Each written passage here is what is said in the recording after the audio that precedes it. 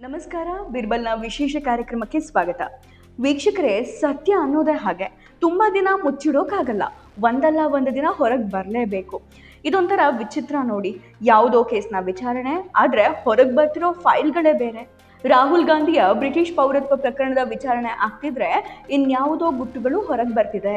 Case ದಿಕ್ಕೆ ಈಗ ಬದಲಾಗ್ತಿದೆ. ಅಷ್ಟಕ್ಕೂ ಏನದು ಗುಟ್ಟು, ಏನಿದು ಹೊಸ ಟ್ವಿಸ್ಟ್, ಇದೆಲ್ಲದ್ರ ಬಗ್ಗೆ ಡೀಟೇಲ್ ಆಗಿ ಮಾತಾಡ್ತಾ ಹೋಗ್ತೀನಿ. ವಿಡಿಯೋನ ಕೊನೆಯವರೆಗೂ ಮಿಸ್ ಮಾಡಿದೆ ನೋಡಿ. ಇನ್ನೂ ಕೂಡ ನಮ್ಮ ಬೀರ್ಬಲ್ ಚಾನಲ್ನ ಸಬ್ಸ್ಕ್ರೈಬ್ ಆಗಿಲ್ಲ ಅಂದರೆ ಈ ಕೂಡಲೇ ಸಬ್ಸ್ಕ್ರೈಬ್ ಮಾಡಿ, ಪಕ್ಕದಲ್ಲಿರೋ ಬೆಲ್ ಬಟನ್ನ ಕ್ಲಿಕ್ ಮಾಡಿ. ವೀಕ್ಷಕರೇ, ಭಾರತೀಯ ರಾಜಕೀಯದಲ್ಲಿ ಇದನ್ನ ಒಂದು ಸ್ಫೋಟಕ ಸುದ್ದಿ ಅಂತಾನೆ ಕರಿಬೋದು. ನೋಡಿ, ಇಷ್ಟು ದಿನ ಕೇವಲ ರಾಹುಲ್ ಗಾಂಧಿಯ ಪೌರತ್ವದ ಬಗ್ಗೆ ಆರೋಪಗಳು ಕೇಳಿಬರ್ತಾ ಇದ್ವು. ಆದರೆ ಈಗ ವಿಷಯ ಅದನ್ನು ಮೀರಿ ಹೋಗಿದೆ. ರಾಹುಲ್ ಗಾಂಧಿ ಅವರಿಗೆ ಬ್ರಿಟಿಷ್ ಕುಟುಂಬವಿದೆಯಾ, ಅವರಿಗೆ ಪತ್ನಿ ಮತ್ತು ಮಕ್ಕಳಿದಾರಾ, ಈ ಎಲ್ಲ ಪ್ರಶ್ನೆಗಳಿಗೆ ಒಂದು ಹೊಸ ಆಯಾಮ ಸಿಕ್ಕಿದೆ. ಅಲಹಾಬಾದ್ ಹೈಕೋರ್ಟ್ನಲ್ಲಿ ರಾಹುಲ್ ಗಾಂಧಿ ವಿರುದ್ಧ ಅರ್ಜಿ ಸಲ್ಲಿಸಿರುವಂತಹ ವಿಘ್ನೇಶ್ ಶಿಶಿರ್ ಅವರು ಈಗ ಕೆಲವು ಆಘಾತಕಾರಿ ದಾಖಲೆಗಳನ್ನು ಹೊರಹಾಕಿದ್ದಾರೆ. ಅದರ ಆಳ ಅಗಲವನ್ನ ಈ ವಿಡಿಯೋದಲ್ಲಿ ನೋಡ್ತಾ ಹೋಗೋಣ. ವೀಕ್ಷಕರೇ, ಅಲಹಾಬಾದ್ ಹೈಕೋರ್ಟ್ನಲ್ಲಿ ವಿಚಾರಣೆ ನಡೆಯುವ ಮೊದಲು ಅರ್ಜಿದಾರ ವಿಘ್ನೇಶ್ ಶಿಶಿರ್ ಅವರು ಒಂದು ದೊಡ್ಡ ಹೆಜ್ಜೆಯನ್ನು ಇಟ್ಟಿದ್ದಾರೆ. ವಿಚಾರಣೆಗಾಗಿ ಸ್ವಲ್ಪ ಸಮಯವನ್ನ ಕೇಳಿ ಮೇ 7ಕ್ಕೆ ಮುಂದೂಡಿಸ್ಕೊಂಡಿದ್ದಾರೆ. ಆದರೆ ಅಷ್ಟರಲ್ಲೇ ಅವರು ತಮ್ಮ ಸೋಷಿಯಲ್ ಮೀಡಿಯಾ ಖಾತೆಯಲ್ಲಿ ಒಬ್ಬ ವಿದೇಶಿ ಯುವತಿಯ ಚಿತ್ರವನ್ನ ಹಂಚಿಕೊಂಡಿದ್ದಾರೆ. ಇಂಟ್ರೆಸ್ಟಿಂಗ್ ವಿಷಯ ಏನು ಅಂದರೆ, ಕಳೆದ 33ರಿಂದ 34 ತಿಂಗಳುಗಳ ಅವಧಿಯಲ್ಲಿ ಈ ಫೋಟೋವನ್ನು 2-3 ಸಲ ಇದೇ ವಿಘ್ನೇಶ್ ಶಿಶಿರ್ ಅವರು ಹಂಚಿಕೊಂಡಿದ್ದಾರೆ. ಆದರೆ ಈ ಬಾರಿ ಅವರು ಜನರಿಗೆ ಒಂದು ಭರ್ಜರಿ ಆಫರ್ ಕೂಡ ಕೊಟ್ಟಿದ್ದಾರೆ. ಈ ಚಿತ್ರದಲ್ಲಿರುವಂತಹ ಯುವತಿ ಯಾರು, ಅವಳ ಹೆಸರೇನು, ಅವಳು ಎಲ್ಲಿ ವಾಸಿಸ್ತಾ ಇದ್ದಾಳೆ, ಈ ಮಾಹಿತಿಯನ್ನ ನೀಡಿದವರಿಗೆ ವಿಘ್ನೇಶ್ ಶಿಶಿರ್ ಅವರು ಬರೋಬ್ಬರಿ 10 ಲಕ್ಷ ರೂಪಾಯಿಗಳ ಬಹುಮಾನ ಕೊಡ್ತಾರಂತೆ. ಮೊದಲು ಕೆಲವರಿಗೆ ಇದು ಕೇವಲ ಪ್ರಚಾರಕ್ಕಾಗಿ ಮಾಡ್ತಿರುವಂತಹ ಕೆಲಸ ಅಂತ ಅನಿಸ್ತಾ ಇತ್ತು. ಆದರೆ ವಿಘ್ನೇಶ್ ಶಿಶಿರ್ ಅವರ ಪ್ರಕಾರ ಈ ಯುವತಿ ಅನೇಕ ತನಿಖಾ ಸಂಸ್ಥೆಗಳಿಗೆ ಬೇಕಾಗಿದ್ದಾಳೆ ಮತ್ತು ಅವಳಿಗೂ ಭಾರತ ಸರ್ಕಾರದ ಕೆಲವು ಆಂತರಿಕ ವಿಚಾರಗಳಿಗೂ ಸಂಬಂಧ ಇದೆ. ಕ್ರಿಮಿನಲ್ ಪಿತೂರಿ ಪ್ರಕರಣಗಳಲ್ಲಿ ಅವಳು ಭಾಗಿಯಾಗಿದ್ದಾಳಂತೆ. ಹೀಗಾಗಿ ಈಕೆಯನ್ನು ಹುಡುಕಿಕೊಡಿ ಅಂತ ಕೇಳ್ತಾ ಇದ್ದಾರೆ. ಜೊತೆಗೆ ವಿಘ್ನೇಶ್ ಶಿಶಿರ್ ಅವರು 2 ಹೆಸರುಗಳನ್ನು ಬಳಸ್ತಾರೆ. ಒಂದು, ನಾವು ಈಗ ನೋಡ್ತಾ ಇರುವಂತಹ ಸಂಸದ ರಾಹುಲ್ ಗಾಂಧಿ. ಇನ್ನೊಂದು ರಾಹುಲ್ ವಿನ್ಸಿ. ಅಲಹಾಬಾದ್ ಹೈಕೋರ್ಟ್ನಲ್ಲಿ ಅವರು ಸಂಸದ ರಾಹುಲ್ ಗಾಂಧಿ ಅವರ ವಿರುದ್ಧ ವಾದ ಮಾಡ್ತಾರೆ. ಆದರೆ ವಿದೇಶಿ ದಾಖಲೆಗಳ ಬಗ್ಗೆ ಹೇಳುವಾಗ ರಾಹುಲ್ ವಿನ್ಸಿ ಅನ್ನೋ ಹೆಸರನ್ನ ಬಳಸ್ತಾರೆ. ಅವರ ಪ್ರಕಾರ ಈ ರಾಹುಲ್ ವಿನ್ಸಿಯೇ ರಾಹುಲ್ ಗಾಂಧಿ ಮತ್ತು ಅವರ ವಿದೇಶಿ ಸಂಬಂಧಗಳೆಲ್ಲವೂ ಈ ಹೆಸರಲ್ಲೇ ಇದೆ. ಇತ್ತೀಚೆಗೆ ರಾಯ್ಬರೇಲಿಗೆ ಭೇಟಿ ನೀಡಿದ ವಿಘ್ನೇಶ್ ಶಿಶಿರ್ ಅವರು ಅಲ್ಲಿನ ಜಿಲ್ಲಾಧಿಕಾರಿಗಳಿಗೆ ಕೆಲವು ಟಾಪ್ ಸೀಕ್ರೆಟ್ ಫೈಲ್ಸ್ಗಳನ್ನು ಹಸ್ತಾಂತರಿಸಿದ್ದಾರೆ. ಈ ಫೈಲ್ಗಳಲ್ಲಿ ಏನಿದೆ ಅಂತ ಕೇಳಿದ್ರೆ ಶಾಕ್ ಆಗ್ತೀರಾ. ವಿಘ್ನೇಶ್ ಶಿಶಿರ್ ಅವರ ಪ್ರಕಾರ ಈ ದಾಖಲೆಗಳಲ್ಲಿ ರಾಹುಲ್ ವಿನ್ಸಿಯ ಮೊದಲ ಪತ್ನಿ ಮತ್ತು 2 ಮಕ್ಕಳ ಬಗ್ಗೆ ಮಾಹಿತಿ ಇದೆ. ರಾಹುಲ್ ಗಾಂಧಿ ಅವರು ಇಲ್ಲಿಯವರೆಗೆ ತಮ್ಮನ್ನ ತಾವು ಬ್ಯಾಚುಲರ್ ಅಂತ ಕರೆದುಕೊಳ್ತಾ ಇದ್ದಾರೆ. ಆದ್ರೆ UK ಅಲ್ಲಿ ಅವರಿಗೆ ಒಂದು ಕುಟುಂಬ ಇದೆ ಅನ್ನೋದು ವಿಘ್ನೇಶ್ ಶಿಶಿರ್ ಅವರ ವಾದ. ಇಲ್ಲಿ ವಿಘ್ನೇಶ್ ಶಿಶಿರ್ ಅವರು ಕೇವಲ ಆರೋಪ ಮಾಡ್ತಾ ಇಲ್ಲ, ಬದಲಿಗೆ ಜಿಲ್ಲಾಧಿಕಾರಿಗಳಿಗೆ ಕೆಲವು ಬಲವಾದ ಸಾಕ್ಷಿಗಳನ್ನು ಕೂಡ ನೀಡಿದ್ದಾರೆ. ಇದರಲ್ಲಿ ರಾಹುಲ್ ವಿನ್ಸಿಯ UK ಟ್ಯಾಕ್ಸ್ ಮಾಹಿತಿ, ನ್ಯಾಷನಲ್ ಇನ್ಶೂರೆನ್ಸ್ ನಂಬರ್ ಮತ್ತು UTR ನಂಬರ್ಗಳು ಕೂಡ ಇದೆ.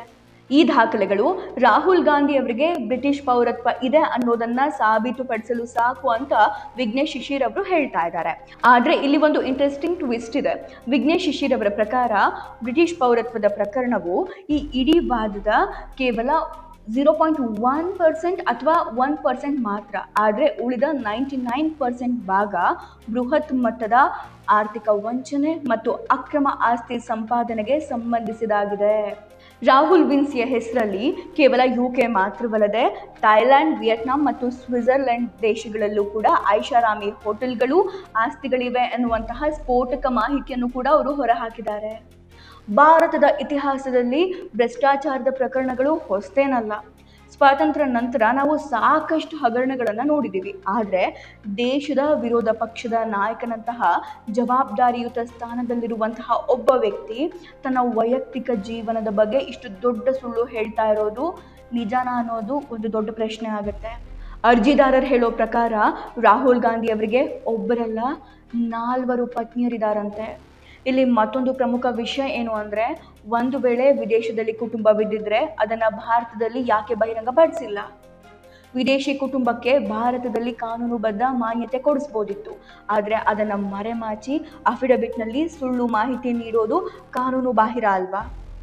ಭಾರತದ ಆಸ್ತಿಯನ್ನು ಲೂಟಿ ಮಾಡಿ ವಿದೇಶಿ ಕುಟುಂಬದ ಹೆಸರಿಗೆ ವರ್ಗಾಯಿಸಲಾಗ್ತಾ ಇದೆ ಅಂತ ವಿಘ್ನೇಶ್ ಶಿಶಿರ್ ಅವರು ಅನುಮಾನ ಪಡ್ತಾ ಇದ್ದಾರೆ.